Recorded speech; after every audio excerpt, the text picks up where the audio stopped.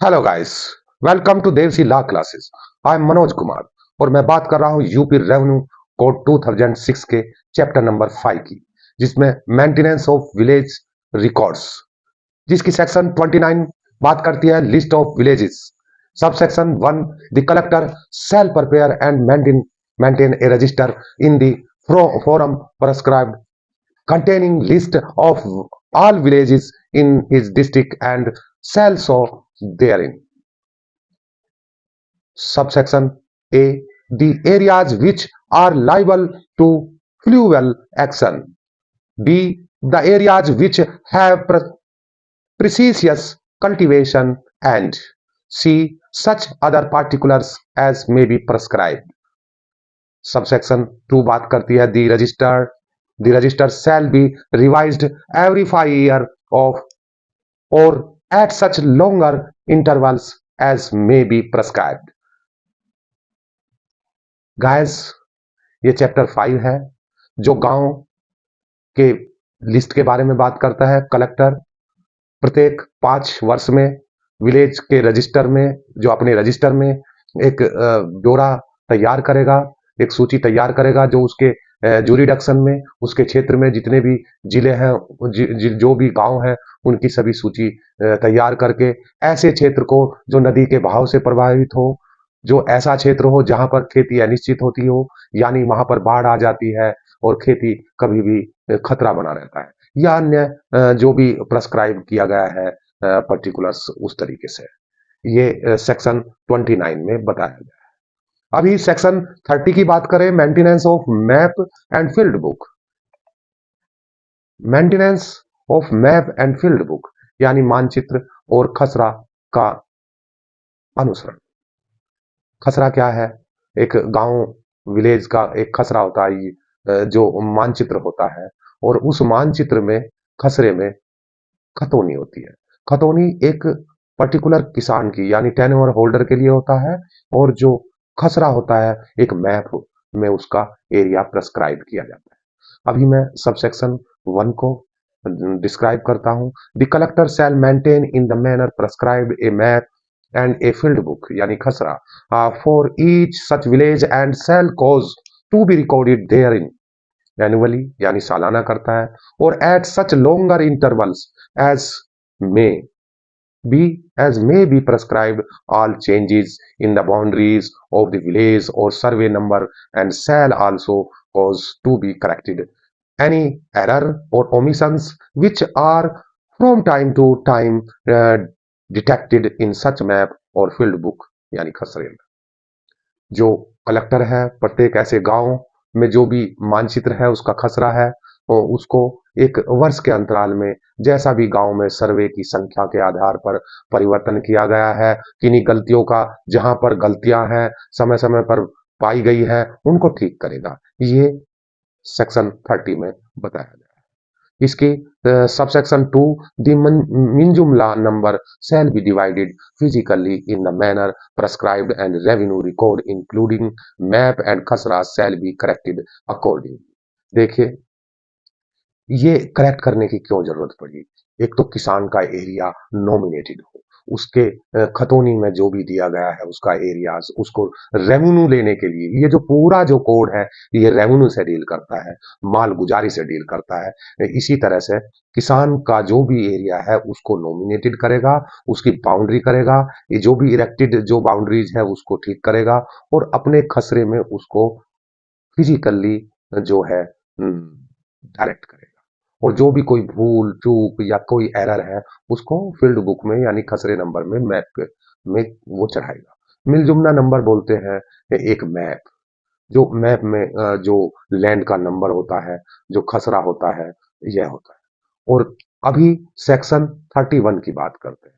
31 records of right यानी कि इसको खतौनी भी बोलते हैं। यह एक हर किसान के पास, हर टेन्योर होल्डर के पास उसकी जमीन का लेखा जोखा, रेवेन्यू और किस तरीके से ओनरशिप और सक्सेशन वो सभी को दर्शाती है। उसकी फसल क्या थी, उसका क्या था, ये सब उसमें खतौनी में दिखाते हैं यानी रिकॉर्ड्स ऑफ राइट में करते हैं।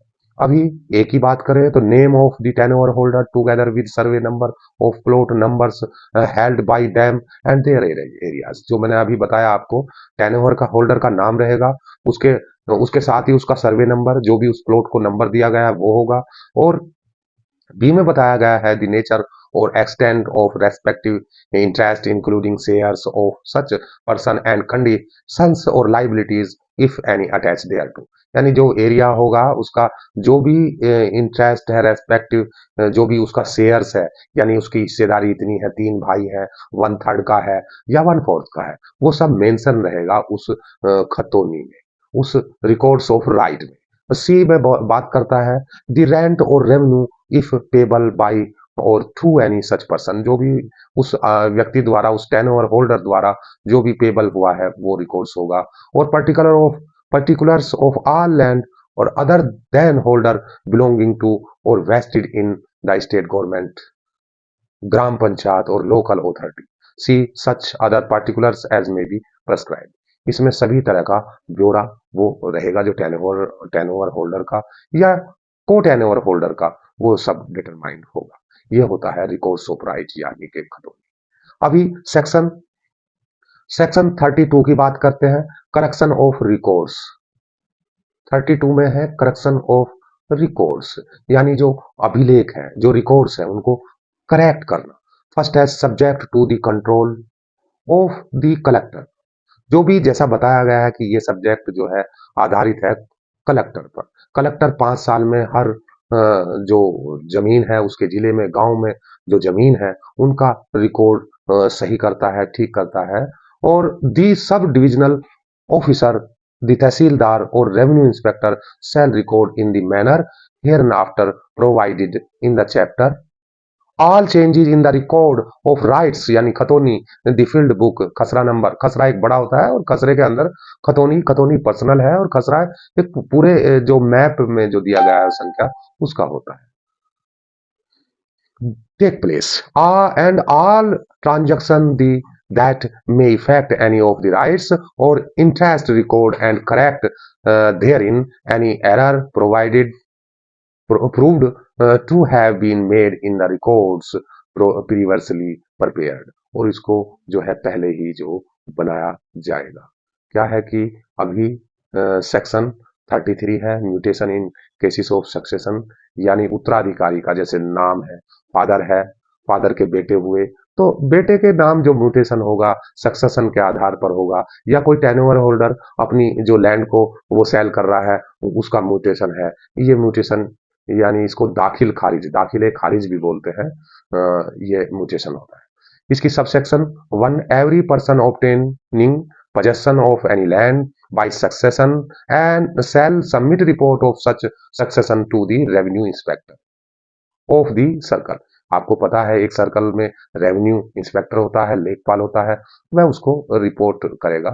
इन which the land is situate in such form as may be prescribe. और जो भी वो एरियाज की जमीन है जो भी उसके अंडर आता है उस तरीके से वो करेगा। On receipt of report under subsection 1 or on fact otherwise coming to his knowledge the revenue inspector shall, यानी उसकी नॉलेज में जो फैक्ट होगा ये जमीन इसी की है नहीं है, और क्योंकि वह ग्राउंड लेवल पर काम करता है एक लेखपाल और रेवेन्यू इंस्पेक्टर, वह जानता है ये जमीन किसकी है क्या है। अभी ए में बताया गया if the case is not disputed, और यदि कोई जैसे फादर की जमीन है, बच्चों को जानी है और कोई डिस्प्यूट नहीं है उनके बारे में, तो वो खतौनी में उस तरीके की इंक्वायरी करके और जो भी रिपोर्ट है वो तहसीलदार को सबमिट कर देगा। अभी इसकी सबसेक्शन 3 में any person whose name has not been recorded by revenue inspector और who is aggrieved by the order passed by the revenue inspector under clause A और बी ऑफ सबसेक्शन 2 में मूव एन एप्लीकेशन बिफोर तहसीलदार।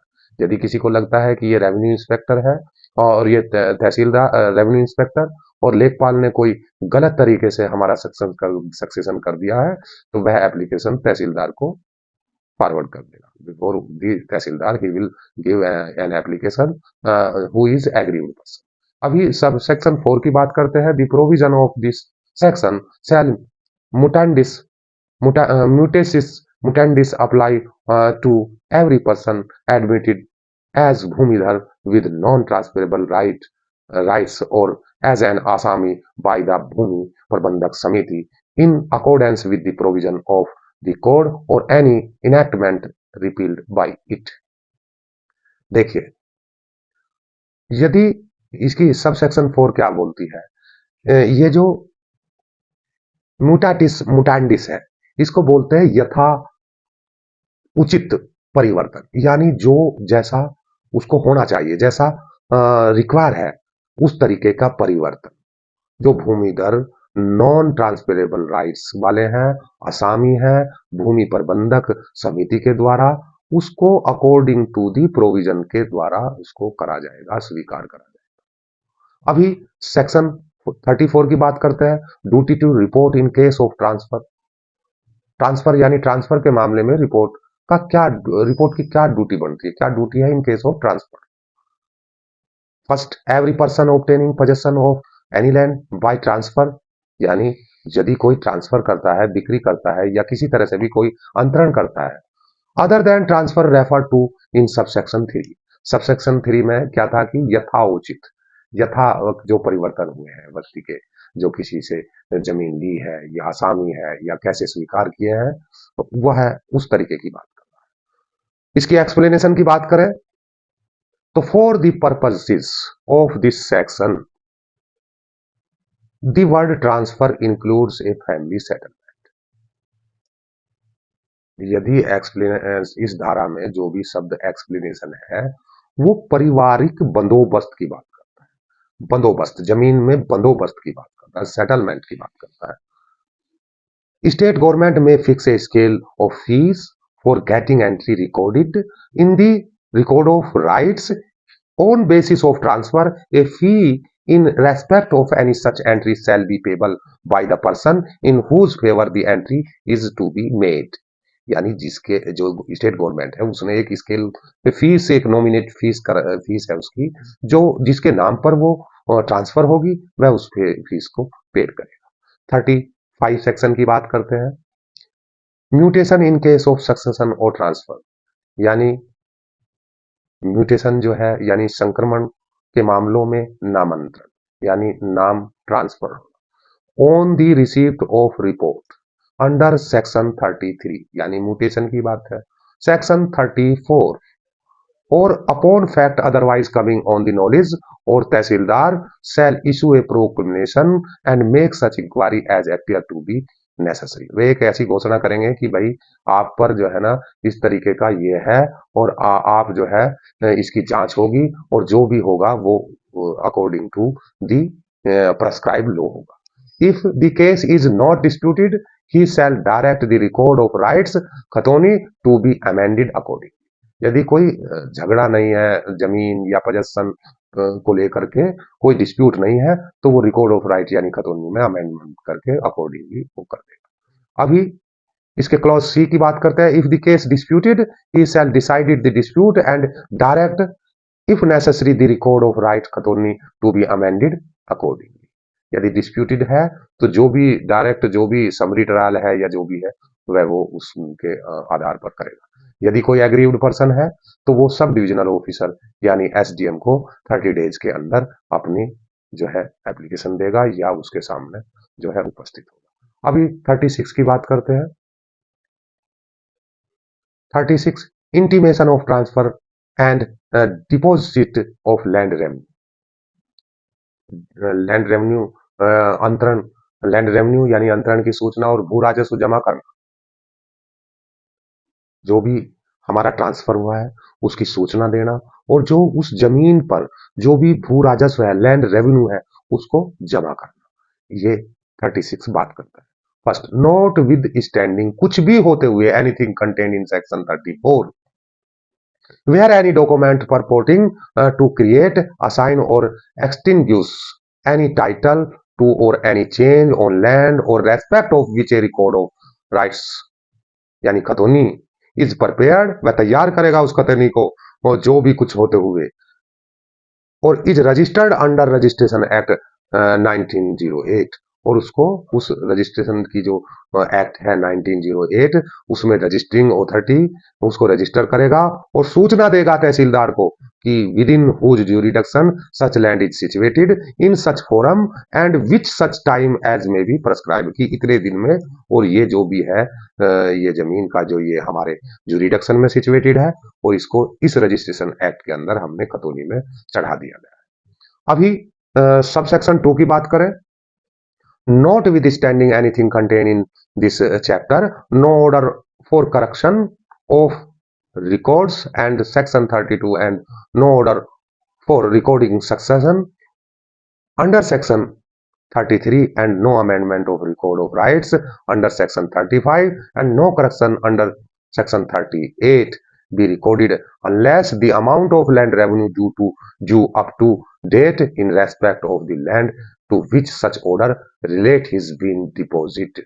यानी के यदि इस जो भी हमारी धारा 32 है, जो भी अभिलेख है सुधार के लिए जो भी आवेदन दिया गया है या 33 में जो म्यूटेशन के लिए यानी कि दाखिले खारिज के लिए कोई आवेदन दिया गया है या धारा 25 में जो भी अब खतौनी में कोई संशोधन होना है या कोई सुधार होना है, तो ऐसे आदेश जो भी संबंधित होगा वो भू राजस्व की जो राशि है धनराशि जमा न कर दी जाए तब तक ये नहीं होगा।